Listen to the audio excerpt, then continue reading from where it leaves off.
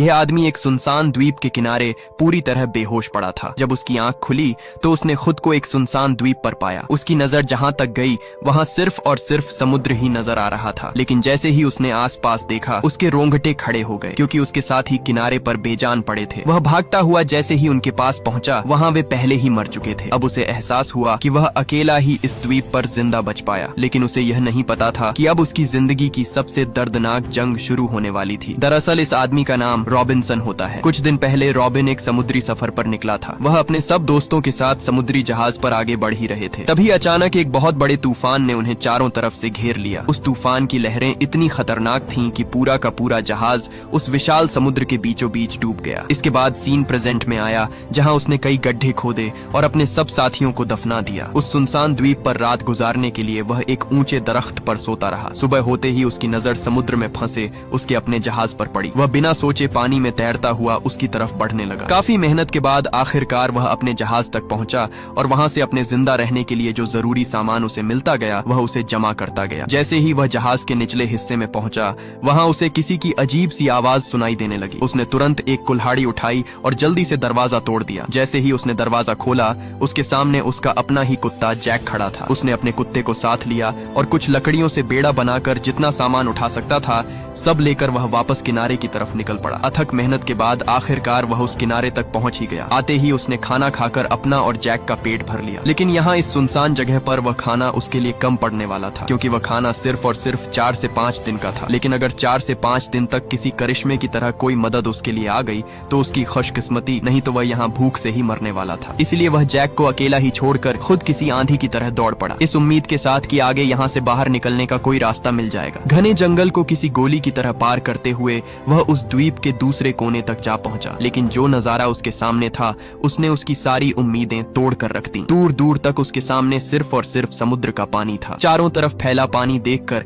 अब उसे लगा कि वह यहाँ से कभी भी नहीं निकल पाएगा। अपने सामने का मंजर देखकर वह पूरी तरह टूट गया। दिन हफ्तों में और हफ्ते महीनों में बदलते गए। उस द्वीप पर रहते हुए उसे कई महीने गुजर चुके थे, लेकिन अभी तक वहाँ से उसे कोई भी जहाज गुजरता हुआ दिखाई नहीं दिया। अब उसे अपनी जिंदगी लगभग खत्म होती हुई नजर आ रही थी। एक दिन रॉबिन अपने कुत्ते जैक के साथ किनारे पर खड़ा था। तभी अचानक जैक जोर जोर से भौंकने लगा। जब रॉबिन की नजर समुद्र पर पड़ी तो सामने का मंजर देखकर उसकी रूह कांप उठी। दूर उसे एक बड़ा जहाज नजर आया जो ठीक उनके सामने से गुजर रहा था। उसे देखते ही रॉबिन तुरंत उसकी तरफ दौड़ पड़ा। रॉबिन अपने हाथ में मशाल पकड़े उसकी तरफ तेजी से बढ़ने लगा। उसने जल्दी से आग जलाने की कोशिश की, मगर शोले उठने में देर लग गई। तब तक जहाज धीरे धीरे दूर होता जा रहा था। घबराहट में उसने राइफल उठाई और कई फायर किए, लेकिन समुद्र की गरजती लहरों ने हर आवाज को दबा दिया। जहाज आगे बढ़ता रहा, मगर पीछे से रॉबिन की वो दर्द भरी आवाज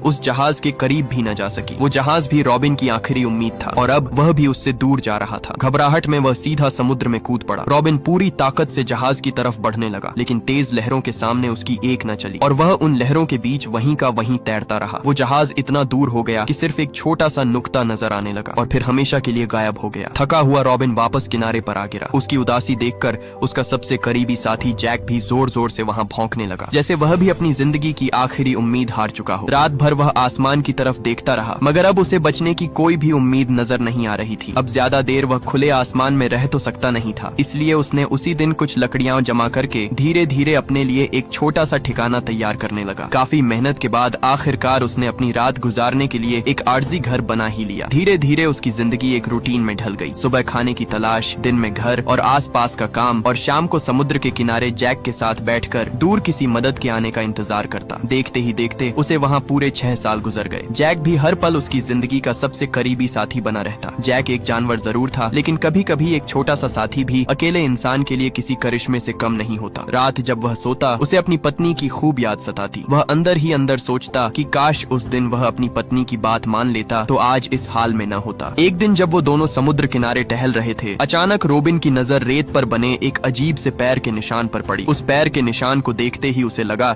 कि शायद यह उसी के पैर का निशान होगा। जब उसने उसने उसे ध्यान से देखा तब उसके होश उड़ गए। जिस पैर के निशान को वो देख रहा था वो किसी अनजान इंसान के कदम का निशान था। रॉबिन ने तुरंत राइफल मजबूती से पकड़ी और आसपास नजर घुमाते हुए आगे बढ़ने लगा। वहीं उसका साथी जैक भी बेचैन नजर आने लगा, जैसे उसे किसी अनजाने खतरे का एहसास हो गया हो। कुछ दूर जाने के बाद उन्हें वहां लकड़ी से बनी कई कश्तियां खड़ी दिखाई दी। साफ था जैसे कोई उन्हें कुछ देर पहले ही यहाँ छोड़कर गया हो। अब सवाल ये था, इस सुनसान द्वीप पर आखिर और कौन मौजूद था? उसके दिल में डर और भी बढ़ने लगा, लेकिन फिर भी रोबिन धीरे धीरे आवाजों की तरफ बढ़ता गया। अपने हाथ में अपनी राइफल थामे उसने एक बड़े दरख्त के पीछे छुपकर जब दूर अपने सामने देखा तो उसकी रूह कांप उठी। सामने लोगों का एक बड़ा झुंड किसी खौफनाक रस्म में मशगूल था। वहाँ कुछ कैद लोग रस्सी से बंधे हुए नजर आ रहे थे। अपने सामने ये देखकर रोबिन समझ गया कि यहाँ कुछ बहुत बुरा होने वाला है। उसने तुरंत अपनी राइफल रीलोड कर ली। जैसे जैसे वो अपने सामने का डरावना दृश्य देखता गया उसका दिल जोर जोर से धड़कता गया। वो जानता था कि अगर वो पकड़ा गया तो उसकी जान भी खतरे में पड़ सकती है। लेकिन फिर उसकी नजर उन कैद लोगों पर पड़ी। उनकी बेचैनी और मदद की उम्मीद ने उसके अंदर की इंसानियत को जगा दिया, क्योंकि वहाँ खड़े आदिवासी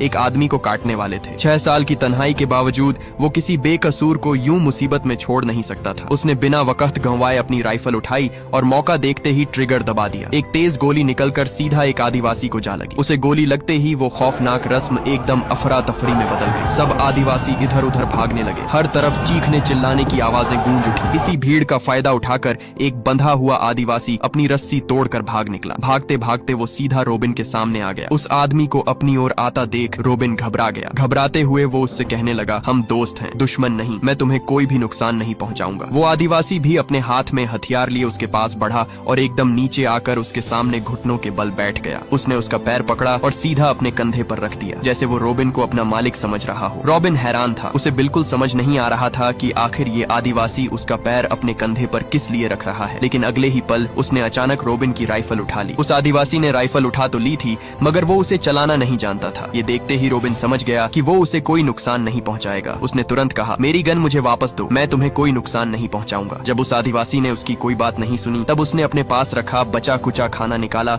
और नीचे एक पत्थर पर रख दिया। इशारों ही इशारों में रोबिन ने उसे समझाने की कोशिश की कि वो उसकी मदद करना चाहता है। ये देखकर आदिवासी घबराते हुए घूर घूर कर रोबिन की तरफ देखने लगा। जब उसे यकीन हो गया कि सामने खड़ा रोबिन उसे मारने नहीं बल्कि उसकी मदद करना चाहता है, तब वो आदिवासी डरते हुए पास रखे खाने की तरफ बढ़ने लगा। मगर उसी वक्त झाड़ियों से कुछ हमलावर आदिवासी बाहर निकल आए। रोबिन ने मौका देखते ही एक आदिवासी को वहीं पर ढेर कर डाला। लेकिन इस बार रोबिन की खुशकिस्मती थी कि मौके पर वो आदिवासी भी उसकी मदद के लिए खड़ा हो गया। उसने एक ही झटके में वहाँ मौजूद हमलावर आदिवासी को मौत की नींद सुला दिया। कुछ ही लम्हों में वहाँ खतरा टल गया। लड़ाई खत्म होने के बाद जब रोबिन ने पीछे मुड़कर देखा तो वो आदिवासी अपने हाथों मारे हुए आदिवासी के शरीर के टुकड़े खा रहा होता है। अपने सामने ये मंजर देखकर उसके रोंगटे खड़े हो गए। उसे समझ आ गया कि जिस आदिवासी की उसने जान बचाई वो कोई आम आदिवासी नहीं बल्कि एक आदमखोर कबीले से ताल्लुक रखता है। रोबिन की घूरती हुई आंखें जब उस आदिवासी ने देखी तो वहीं से वो दुम दबाकर भाग निकला। रोबिन बिना वक्त गंवाए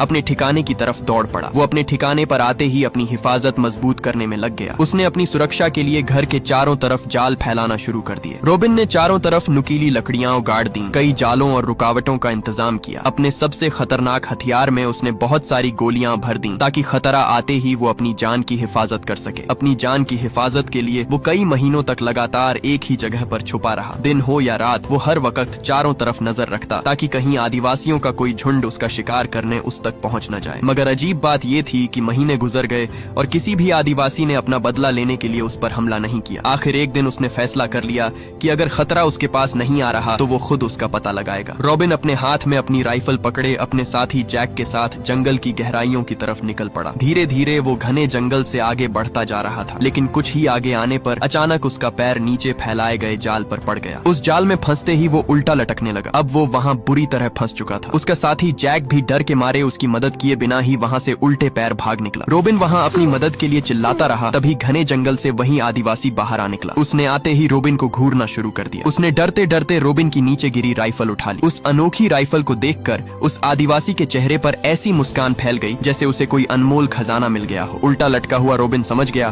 कि यही उसके पास मौका है। उसने तुरंत किसी तरह अपना चाकू निकाला और खुद से बंधी रस्सी को बीच से काट डाला। आजाद होते ही उसने अपनी राइफल सीधा उस पर चला दी जो उसे छूती छूती आगे निकल गई।